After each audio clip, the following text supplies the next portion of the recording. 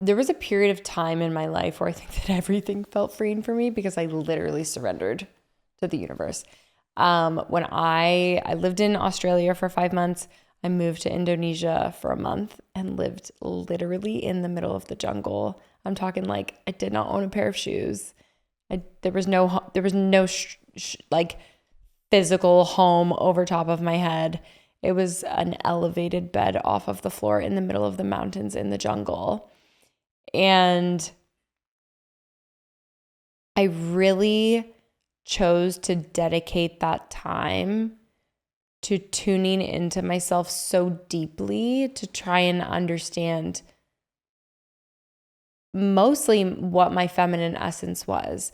Because I think that leading up to that, I, like you said, you know, living in Toronto, such a big city, working constantly, and like success and money and productivity was the goal. That was always the goal. Like, how can I be best at my job? It's the buzzing energy down there too, right? It's like busy, hustle. The hustle bustle, the constant like, who's going to make more money? Who's going to be the most successful? Like, you, without even thinking or knowing it or feeling like it, like you are constantly feeling like, oh, I have to be better than the girl next to me in order to be the best at my job.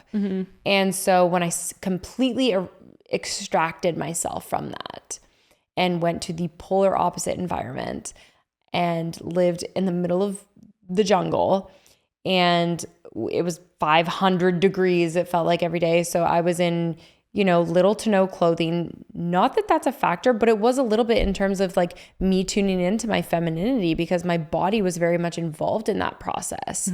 And I stripped myself of everything, of my culture, of my diet, of my standard daily practices of like doing my hair and makeup. There's no hair and makeup. There wasn't even a mirror. You remember you came home and you were so convinced you were going to shave your head. Yeah, I thought I like, because at that point you're like, my hair is so, you had that revelation. You're like, my hair is so connected to my femininity, my identity of myself. Like, who am I? I'm going to shave it to challenge myself.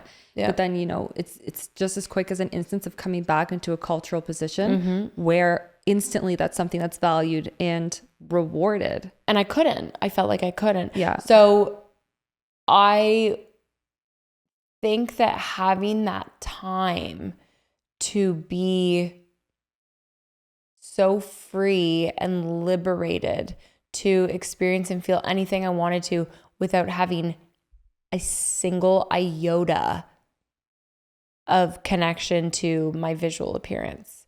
It was just something you didn't focus on. No, there was no mirror there. And there's no reason to. No, because anyone that lived in the middle of the jungle, which was very few beings, the monkeys saw me naked more than anything.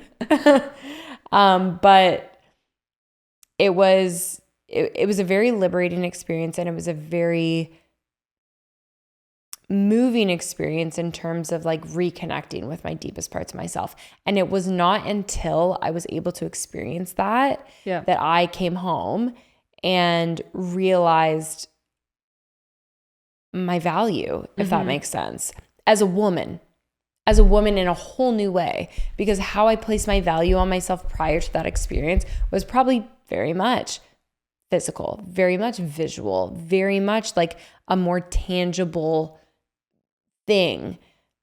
But after having this experience, it was totally the opposite. It was energetic, like who I am as a woman, as a female, and my feminine energy and essence was strictly like. But do you find that changed once you got back? Like, did it go back over time? Over time, I'm sure like those external influences penetrated and seeped in slowly to where the physical portion of it came into play again.